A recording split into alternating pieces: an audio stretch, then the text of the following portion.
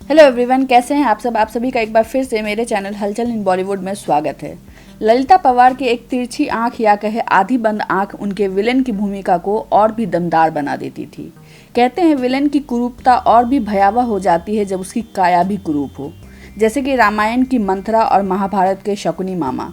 दोनों की केवल मंशा ही टेढ़ी नहीं थी बल्कि शरीर की चाल ढाल भी विकृत थी। ललिता पवार को विकृत आंख के कारण कई लोगों को उनके दमदार विलेन रोल्स आज भी याद हैं, लेकिन उनकी यह आंख इसी सिनेमा जगत की देन भी है। जी हाँ, ललिता पवार ने अपनी इस विलेन की छवि को पाने के लिए एक बड़ी कीमत चुकाई है। जहाँ कभी उन्हें लीड रोल्स मिलते थे, इस आंख के कारण उन्हें विलेन के रोल और साइड कैरेक्टर्स मिलने लगे। पर आखिर उनकी किस फिल्म के कारण उन्हें यह कीमत चुकानी पड़ी, चलिए जानते हैं। ललिता पवार का असली नाम अंबा लक्ष्मण राव है। उनका जन्म 18 अप्रैल 1916 को एक बिजनेसमैन फैमिली में हुआ था। उनके पिता सिल्क के बिजनेस में थे। ललिता पवार को शुरू से ही पर्दे पर दिखने का बहुत शौक था। आप समझ ही सकते हैं कि उस वक्त तो हिंदुस्तान में सिनेमा का आगाज ही हुआ होगा। ललिता पवार ने एक तस्वीर खिंचवाकर अपने शौक को पूरा करना चाहा, लेकिन यह तस्वीर उन्हें सिनेमा जगत में ले आई। महज 9 साल की उम्र में ललिता पवार को एक चाइल्ड रोल फिल्म में ऑफर हुआ। उस फिल्म में उनका स्क्रीन नेम ललिता था। ललिता पवार के पैशन ने उनके पास फिल्मों की लाइन लगा दी और एक वक्त ऐसा था जब साइलेंट सिनेमा में ललिता पवार एक खूबसूरत एक्ट्रेस के तौर पर जानी जाती थी। पर अचानक से एक दिन सब कुछ पलट गया। 1942 में आई जंग-ए-आज़ादी मूवी के एक सीन में ललिता पवार के को एक्टर भगवान दादा ने उन्हें इतनी जोर से थप्पड़ मार दिया कि उनके कान से खून निकलने लगा और उनके दाएं आंख के पास की एक नर्व डैमेज हो गई। आनन फानन में किए गए ट्रीटमेंट का ये नतीजा हुआ कि कुछ सालों के लिए ललिता पवार का दायां हिस्सा पैरालाइज्ड हो गया। उनका 3 सालों तक ट्रीटमेंट चला। वो नॉर्मल तो हो गई, पर उनकी एक आंख हमेशा के लिए डैमेज हो गई। सिनेमा से एक लंबे वक्त की दूरी ने ललिता पवार के स्टारडम को धूमिल कर दिया था, पर वो कहाँ हार मानने वाली थी।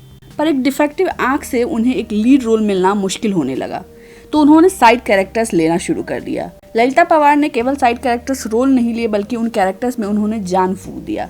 साइलेंट मूवी से बोलती फिल्मों के एरा में प्रवेश कर चुकी ललिता पवार अब अपने नए कैरेक्टर में भी थी। महज 25 साल की उम्र में ही उन्हें माँ का किरदार निभाना पड़ रहा था, पर उन्होंने इस एक्सीडेंट को एक ब्लेसिंग की तरह लिया।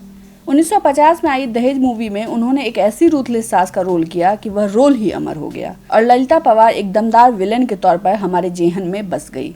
उनके उस यादगार कैरेक्टर्स में रामायण सीरियल के मंथरा का किरदार भी आता है, जहां हम शायद ही ललिता पवार से बेहतर एक्टर के बारे में सोच सकते हैं। इतने सालों बाद भी ललिता पवार का विलेन वाला चेहरा आज की पीढ़ी को भी याद होगा। ललिता पवार का सिनेमा में इस अद्भुत कंट्रीब्यूशन के लिए उन्हें 1961 में गवर्नमेंट की ओर से first lady of Indian cinema का भी ऑनर दिया गया था। ललिता पवार ने 700 से भी अधिक फिल्मों में काम किया है और वो एक्ट्रेस के साथ साथ फिल्म प्रोड्यूसर भी थी। 1930 में ललिता ने फिल्म मेकर गणपत राव पवार से शादी की थी, पर उनकी यह शादी तब टूट गई जब उन्हें पता चला कि उनके पति का उनकी छोटी बहन से ही अफेयर है। ललिता ने बाद में फिल्म मेकर राजकुमार गुप्ता से शादी की। ललिता पवार अपनी शादीशुदा जीवन और करियर दोनों से खुश थी, पर यह खुशी भी ज्यादा दिन टिकी नहीं। ललिता पवार को बाद में माउथ कैंसर डायग्नोज हुआ। ललिता का मानना था कि उन्होंने जो बुरे किरदार किए हैं उसकी वजह से उन्हें भगवान ने यह तकलीफ दी है। शायद ललिता पवार उन किरदारों को निभा नहीं रही थी बल्कि जी रही थी, तभी तो उनके जेहन में ये बात बस गई थी। 1998 को ललिता पवार का देहांत हुआ। उस वक्त उनका परिवार उनके पास नहीं था। उनके बेटे ने जब कॉल किया तो किसी ने फोन पिक नहीं किया। तब उनका परिवार जल्दी से उनके पुणे वाले घर पर पहुंचा। उनका पूरा परिवार उनके पति के थ्रोट सर्जरी के लिए मुंबई गया हुआ था। जब वो वहां पहुंचे तो उन्होंने देखा ललिता पवार जा चुकी थी।